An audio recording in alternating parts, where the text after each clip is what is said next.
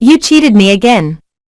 Meghan publicly flirts with Harry's close friend in front of her husband. Meghan Markle was cheering her husband on from the sidelines of the polo field on Friday as Prince Harry's team battled in vain for a place in their league final. The prince joined the Los Padres polo team in May under the name Harry Wales, and has spent the last few weeks playing alongside his teammates. The team, which competes in the Pacific Coast Circuit in Inter-Circuit Cup, was founded by Nacho Figueres, 45, an Argentine polo professional and model, and longtime friend of the prince. Meghan was cheering on the Chuckers from the sidelines besides figure wife, Delphina Blackyer, during intervals. She and Harry sat together under mourning.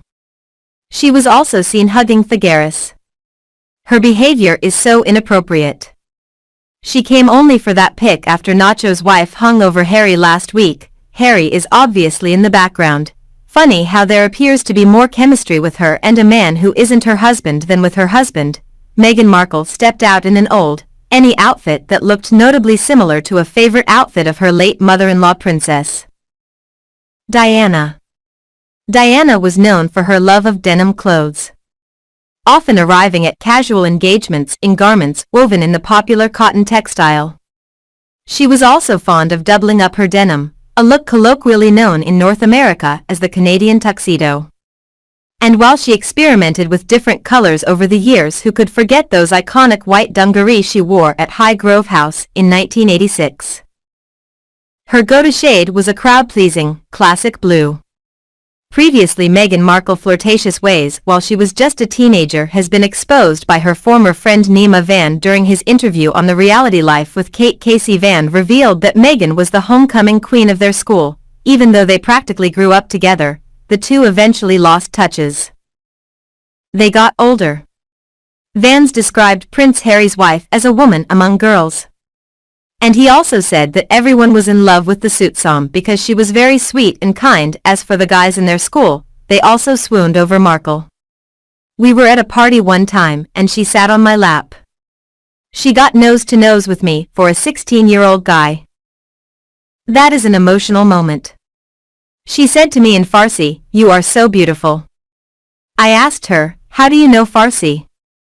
She said, "I learned it for you." Then she walked away. We all adored her. She was a really great friend and moved on to different things in her life. Vance said. Nevin said he received death threats over his remarks about Meghan Markle. The Shahs of Sunset star said on episode of Watch What Happens Live that the Meghan Markle alarm came for him after he shared stories about Markle from high school. Van, who attended an all-boys high school. That was the counterpart of Markle all-girls school, said on the Reality Life with KKC podcast in May 2020 that he was friends with Markle as a teen on WWHL. Van was asked if he's reconnected with Markle since she and her family moved to California. No, because the Meghan Markle army came for me when I talked it on my podcast. Vance said I had reporters showing up to my house. My friend, who I mentioned that dated her, had reporters camping outside of his home for a week. I was getting death threats on Twitter. He added, because all I said was she was a woman among girls and she sat on my lap at party and like nose to nose with me. And the British press turned that into, like, I'm calling her a floozy and they came for me. So don't mess with the Queen.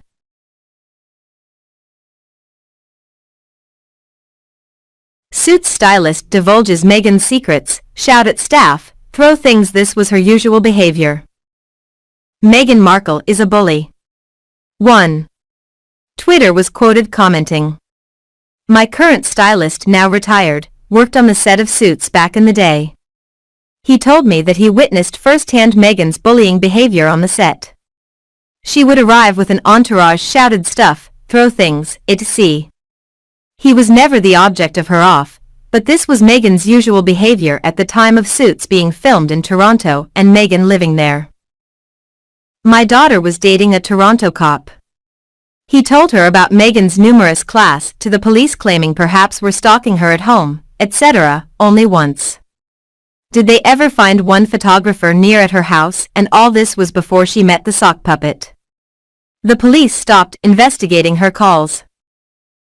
They were false and deliberate. There you go. While she's seemingly friends with some of her co-stars, sources claimed that several individuals from the set found her difficult, as stated. She frustrated her co-workers because of her attitude.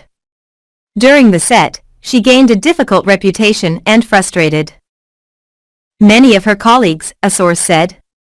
As revealed, she always held up filming and photo shoots if things were not perfect. The source also reportedly noted that this usually happens on set when she was not getting enough attention or spotlight. In the end, there were always tears, the source said. Meanwhile, the verdict is out on the bullying probe involving Meghan Markle. The investigation into last year's revelations of Meghan Markle's tie during the 18 months she was a royal has come to a close. It reports that the outcome will be buried and the result will not be released to the public. In my opinion, the palace could use the bullying probe against Meghan. Meghan is stuck between a rock and a hard place. If she continues to run her mouth, the palace won't hesitate to expose her. She knows it. And so does Harry. The public is well aware that the couple's place within the monarchy has been reduced to the second tier alongside the Yorks and Princess Margaret's children. David Armstrong-Jones, the second Earl of Snowdon, and Lady Sarah Chateau. Meghan's destruction trail has unraveled her case of an unfair and bigoted institution in a fireworks spectacle. Her push for her truth isn't going to cut it anymore with Netflix. She and Harry have to explain why they were booed when they entered and exited St. Paul's during the Platinum Jubilee to Netflix. It's no secret that Meghan cannot stop talking. If there's an important cause, she will not hesitate to jump on it, even if she knows little to nothing about it. One example I can give is the Uvalde school shooting, which she has no ties to whatsoever. Instead, she claims she went because she's a mother and understood the grieving parents' pain. The palace is aware she's full of bullocks, so she will lie through her teeth to get out of trouble.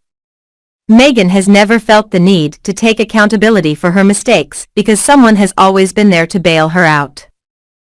However, this time, the only person who can do that is Harry. And he does not know how to do that.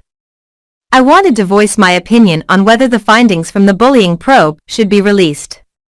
Yes, I believe they should. As I've seen people claim, they want transparency. However, doing this causes a more significant problem. It will prompt the Sussexes to find a hole and make it bigger.